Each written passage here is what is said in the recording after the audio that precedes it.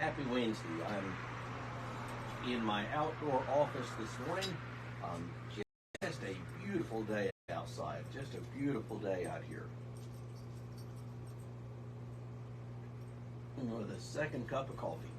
Um, so for the last several weeks, I've been just reflecting on the lectionary gospel passage for the upcoming Sunday, and this coming Sunday, I'll actually be preaching from the Gospel of Matthew about the Transfiguration, where Jesus takes his inner core, Peter, James, and John, up to the top of a mountain and he reveals his glory to them.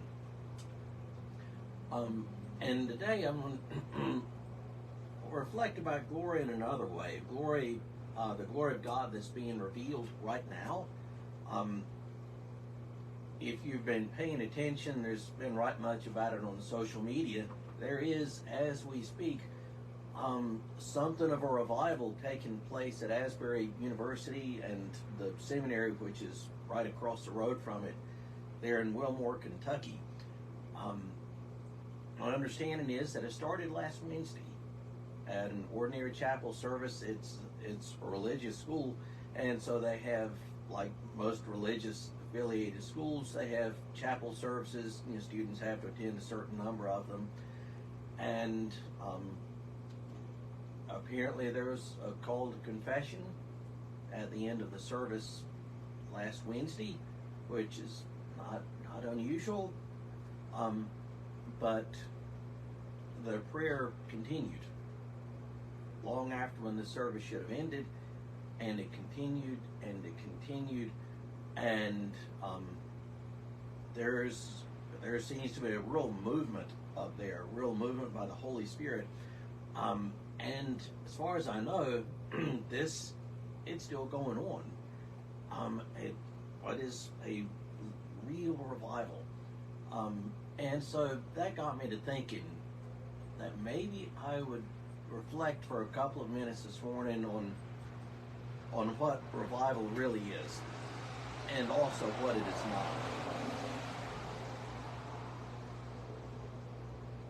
To begin with, in a church, revivals are not something that you schedule. Now, a church can schedule a revival. We're going to have a revival from October 20th through 23rd, and we're going to bring in insert the name of your favorite preacher. That doesn't guarantee there's going to be a revival there.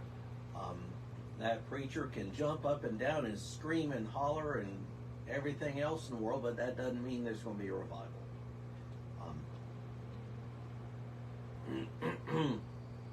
Because revival is not something that we schedule. Revival that's a God thing. It is not something that we schedule. That is a God thing. So, what happens? How does it happen? True revival is a God thing. It's a movement by the Holy Spirit, and obviously a movement by the Holy Spirit we don't really control. We don't schedule. We're not totally passive though.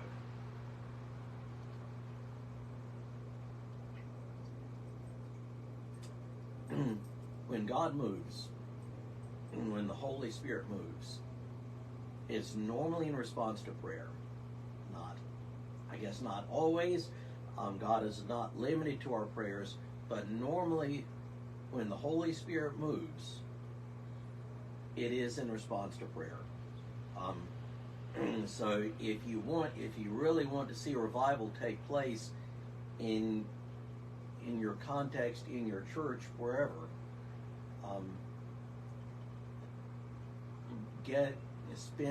spend altar time. If your church has an altar rail, spend time there. Serious time there. That is far more important to a revival than pinning in dates on a calendar, because God isn't bound by our calendar. Like I said, revival is a work of the Holy Spirit. it is primarily, it is a Holy Spirit God thing.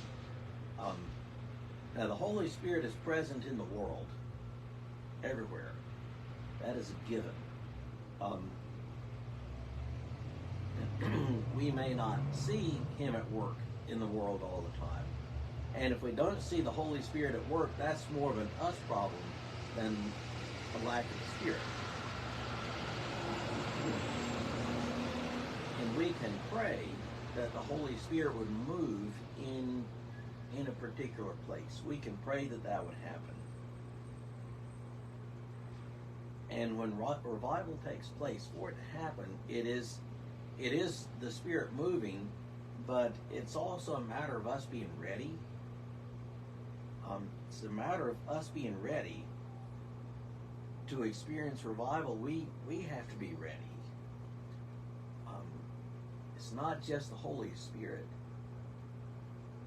If our hearts are cold and hard,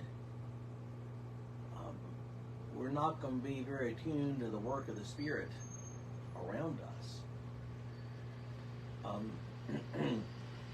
And so to really be ready for a revival, for the work of the Spirit, we need to be ready. And that is an us thing. We need to shed any sense of self-righteousness.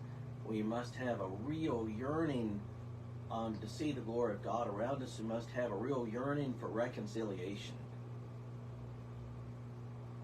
You see some of the pictures of the revival at Asbury, and there are lots and lots of people hugging each other and crying on each other's necks, and that's it. A real yearning for reconciliation. You know, all of these people yearning to be reconciled with each other and also reconciled with God. And revival is primarily, it is something that takes place, it is something that happens in the church. It happens to the church. Revival is not smug Christians sitting in pews listening to a preacher yell and scream about other people going to hell. Revival is something that happens in here. It happens to the church. It happens to believers. And as they are awakened and become on fire, then it spreads that way. And as the church moves and as believers are awakened, all sorts of incredible things happen. Historians argue that if it had not been for the First Great Awakening, that the Wesleys were a great part of in 18th century England, that England could have experienced a bloody revolution, civil war, as France did at the same time. The Second Great Awakening in the U.S., one of the byproducts of that was the abolitionist movement. One of the byproducts of that was the temperance movement. And so as the revival is something that happens to the church, it happens to the church first. It doesn't happen to the broader society, but it happens to us.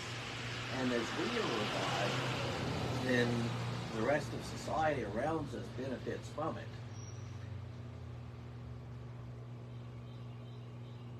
Revival happens normally in response to prayer. You pray, God moves. And God moves, and sometimes very subtle ways, sometimes very dramatic ways. I've read about a revival that took place in the Hebrides Islands off Scotland in the late 40s. And it began with as two elderly sisters praying. They began praying that something would happen in their little community. And they prayed and they prayed, and eventually the Holy Spirit began to move. And And it was a very dramatic outpouring of the Spirit. And as a result of this dramatic outpouring of the Spirit, the local farmers there discovered that they couldn't control their mules anymore. Their mules were so accustomed to being cussed at. They were so accustomed to being cussed at that when the local farmers, after they had been really revived and filled with the Spirit, they weren't cussing their mules anymore, and so the mules weren't listening. So if we want to see God work, if we want to see a revival, if you want to see a revival in your context, the first thing you do isn't go to the calendar. It's not to call in a preacher who will yell and scream and jump up and down. It is to spend time in your knees. First thing you do is you pray, and you pray, and you pray. You spend time in self-examination, and then you pray some more.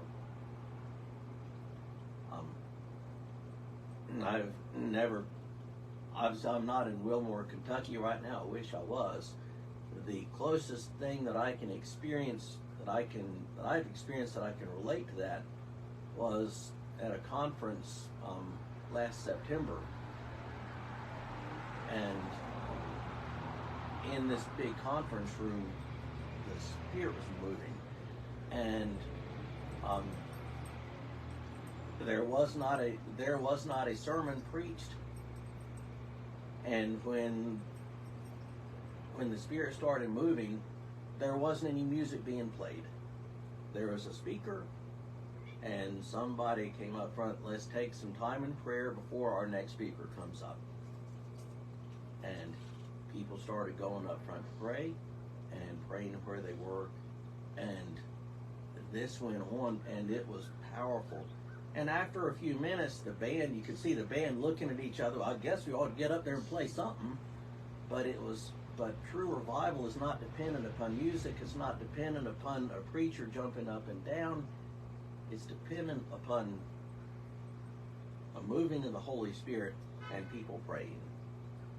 So I am thankful for what's going on up in Wilmore, Kentucky, and pray that it spreads, and also pray that what happens there, these are students, some of them seminary students, that what happens there will transform their lives so that our churches can one day be transformed as well. So anyway, with that bit of good news, have a great rest of your Wednesday.